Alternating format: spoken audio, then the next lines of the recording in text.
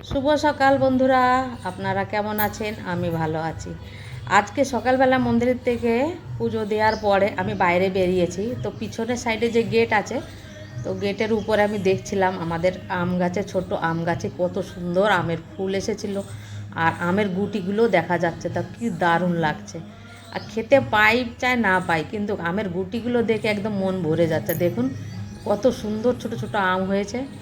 মনের মধ্যে এত খুশি হচ্ছে কি বলে বোঝাতে পারছি না, ওই জন্য আপনাদের সাথে শেয়ার করছি।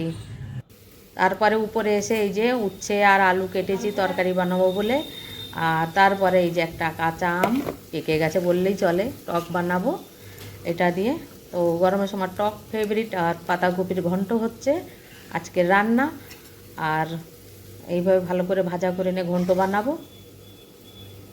তো আর হবে ফুলকপি, ফুলকপি ভাজা। হ্যাঁ, তো এখন তো নবরাত্রি চলছে, আর আমার মন্দিরে সেরকমই দুপুরবেলা হলেই তাড়াতাড়ি আমার ভাত টাত রান্না করে খাবার দাবার খেয়ে আমি আবার মন্দিরে যাই, সৎসঙ্গ হয়। তো দেখুন, শুনুন।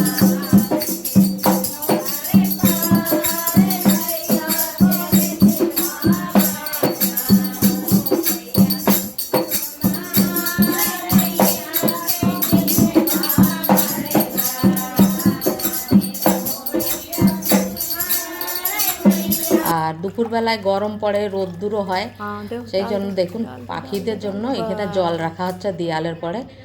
আর সন্ধে রাখার পরে সন্ধেবেলায় সন্ধে পুজো মায়ের।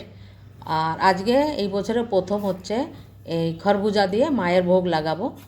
তো এই দেখুন সন্ধেবেলার পুজোর তৈয়ারি করে নিচ্ছি।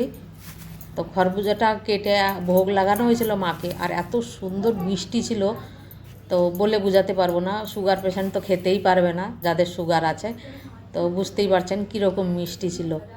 তো সবথেকে বেশি খুশি যে আমি এই বছরের প্রথম খরবুজা দিয়ে মায়ের আমি ভোগ লাগাচ্ছি। তো আমি এইভাবেই বটি দিয়ে কেটে নিই, চাকু দিয়েও কাটি। আর সন্ধেবেলা সন্ধে পুজোয় যখন যেটা পাই আমি তখন সেইটা দিয়েই মায়ের ভোগ লাগাই। আমার কোনো জরুরি নেই যে এটা দিয়ে দিতেই হবে, ওটা দিয়ে দিতেই হবে। তবুও আমি যা পাই আমি তাই দিয়েই মায়ের ভোগ লাগাই। প্রসাদটা, ভোগটা একটু পরিষ্কার পরিচ্ছন্নভাবে দেওয়ার চেষ্টা করি। তো এই যে তুলসী পাতা, তো এইভাবে আমি ভোগটা সাজিয়ে নিয়েছি। এবারে আমি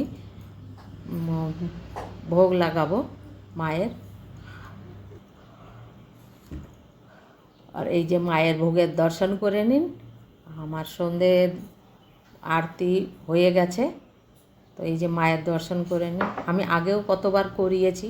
এই দেখুন আমার মা সর্বমঙ্গলা, জয় মাতা দি।